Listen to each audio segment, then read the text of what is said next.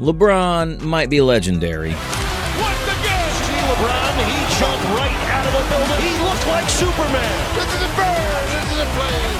LeBron James. But he's not the closest thing the NBA ever saw to Michael Jordan. Michael Jordan sits alone at the top. But when it comes to legacy and style, Kobe, not LeBron, mirrors him most. And here's where this debate really heats up. When people talk about the GOAT conversation, they usually jump straight to rings or stats. But if you actually watch the games, the footwork, the fadeaways, the way the crowd held its breath in the fourth quarter, you know this isn't about numbers, it's about feeling. It's about presence, and that's where Kobe Bryant enters the picture. Kobe didn't just admire Michael Jordan. He studied him. The footwork in the post, the shoulder fades into the fadeaway, the way he'd pivot twice, rise, and release with that impossible high arc. You could almost hear the sneakers squeak the same way. It wasn't imitation. It felt like evolution, version 2.0. Now, compare that to LeBron James. LeBron dominates with power, vision, and physical control. He bulldozes lanes, throws cross-court lasers, and controls pace like a quarterback. Incredible? Absolutely. But Jordan-esque?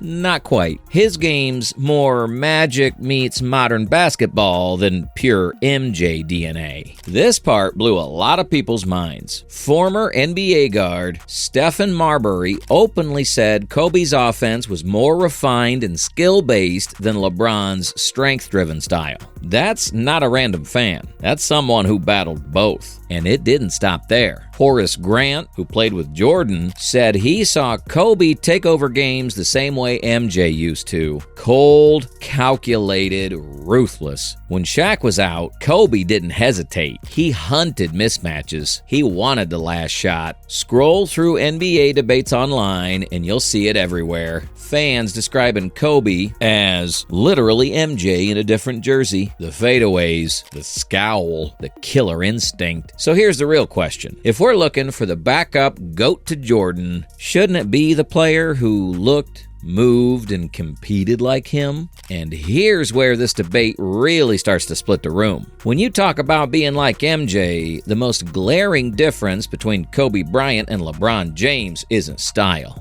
It's how they closed when everything was on the line. Kobe walked into 7 NBA finals and walked away with 5 rings. He didn't just win championships. He earned them the hard way. In eras stacked with Hall of Famers and defensive juggernauts, he was Finals MVP twice, lifting his team in moments where most stars wilt under pressure. Compare that to LeBron. 4 championships, sure, but it wasn't undefeated glory. 6 finals losses, that's more than Jordan and Kobe combined. Even a casual fan knows this stat, and it's a huge part of why many feel Kobe's legacy fits closer to MJ's. Yeah, LeBron's finals appearances are impressive. They show consistency over time, but rings are a signature in any GOAT debate. And Kobe's tally cooked with that championship sauce. This part blew a lot of people's minds. It's not just about winning, but how you win. Ask any fan. Kobe's clutch moments weren't just stats on a page. They were buzzer beaters, huge fourth quarter buckets, and performances that felt bigger than the moment itself. There's a reason people still make highlight reels of Kobe's biggest shots. The Mamba Mentality wasn't a slogan. It was real. And while some will throw numbers back, yes, advanced metrics sometimes paint LeBron as more efficient late, the narrative of Kobe rising through chaos, sinking impossible shots, and carrying his squad when everything counted, that's deeply ingrained in basketball lore. So when fans say Kobe's trophy case is more MJ-like, less about appearances, more about impact, they aren't just talking about tradition. They're talking about moments that define legacies. And just when you thought this was only about scoring, Kobe wasn't just a scorer. He was a dog on defense. He earned his spot on the NBA's all-defensive team 12 separate times, 9 times on the first team alone. That's an absurd commitment on both ends of the floor. He didn't just chase steals or block shots. He locked up the best wings, the hardest players to guard night after night. And he did it in an era when wing scorers were athletic and unpredictable. Meanwhile, LeBron's defense, terrific in its own way. Versatility, size, chase down blocks, sure, but his all-defensive resume sits at 6 selections, half of Kobe's. That matters when you're making the case for who resembled Jordan's two-way impact more closely. Kobe treated D like offense. He attacked it with his mind and his hands. Then there's scoring craft. Kobe Bryant wasn't a one-trick scorer. His footwork was surgical. Fakes, and that signature fadeaway that felt automatic. He created shots under heavy pressure, pulling up over tight defense and still converting. In tougher spacing eras, those looks weren't given. He manufactured them. So, if you're talking about impact on both ends, about pure basketball skill mixed with competitive ferocity, Kobe's game checks more boxes more often than LeBron's. It's not perfect, but it's Jordan-like in pressure and precision. And here's where the debate gets emotional, not just statistical. Ask anyone what made MJ great, and most will say the same thing. The mentality, the hunger, the refusal to lose even when the odds are stacked against you. That same fire, that same obsession with being the best was Kobe's identity. It wasn't just a nickname. It was a lifestyle. He literally built a philosophy around it, the Mamba Mentality. That phrase now shows up on gym walls, in athlete podcasts, even in business talks, because it's not about baskets. It's about relentless self-improvement and fearless competition.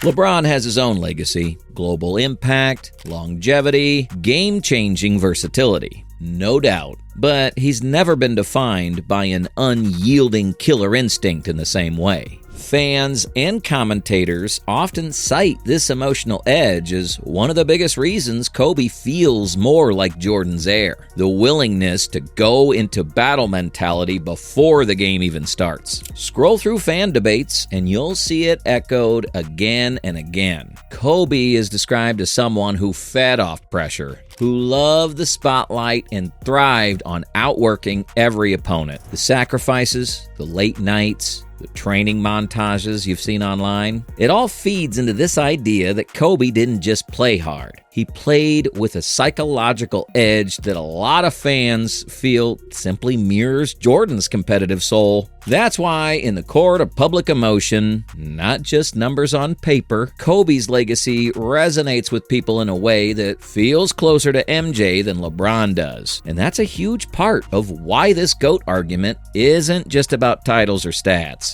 It's about heart, identity, and how the game remembers you. Now, let's bring in voices from those who actually lived it. Allen Iverson has said that in his GOAT list, it's Michael Jordan first, Kobe Bryant second, then everyone else. He's praised Jordan and Kobe's unmatched competitiveness, which is why he places Kobe ahead of LeBron James. Matt Barnes echoes a similar view. Having played with and against Kobe, he ranks Jordan, then Kobe, then LeBron when it comes to pure basketball skill and killer instinct, while still respecting LeBron's greatness. Even Max Crosby has said that in a Game 7, he'd take Jordan and Kobe over LeBron, pointing to Kobe's clutch mentality. These aren't random opinions. They're from elite competitors. And when they place Kobe ahead of LeBron, it adds a layer to the debate that stats alone can't settle. But let's be honest, any GOAT debate worth its weight brings up LeBron's greatest strengths first. People throw out the usual LeBron counterpoints like they're undisputed facts. Longevity, all-time scoring leader, more MVP awards than Kobe. These are real accomplishments. And when you're making a list of the greatest careers, LeBron ticks every box. His stats are legendary. His body of work unprecedented. That's why many analytics people and casual fans put him ahead of everyone. But here's the twist. That's not the debate we're having. We're talking about who is the true backup GOAT to MJ based on style, championship pedigree, mentality, competitiveness, and legendary moments. And in that conversation, stats and longevity alone don't seal the deal. There's a massive difference between being the most complete and being the most Jordan-like in a competitive essence. LeBron's career is a monument to durability and dominance, but that's not the same as sharing the soul of MJ's legacy. Kobe brought that edge, the fire, the refusal to blink. That emotional resonance means something in this debate. Fans on Reddit, players in the locker room, legends like Iverson, they all echo it. Kobe's identity actually feels closer to Jordan's. So, while LeBron's resume is awe-inspiring, the argument here isn't denying his greatness. It's saying greatness different from Jordan's doesn't mean closer to Jordan's. And in that light, Kobe, not LeBron, fits the mold of Jordan's heir in spirit and fire. At the end of the day, Kobe Bryant embodies the spirit, style, and clutch drive closest to Michael Jordan, not LeBron James. That's why many people see Kobe as a true backup GOAT to MJ. So what do you think? Drop it in the comments. Hit like and subscribe. There's a lot more coming your way.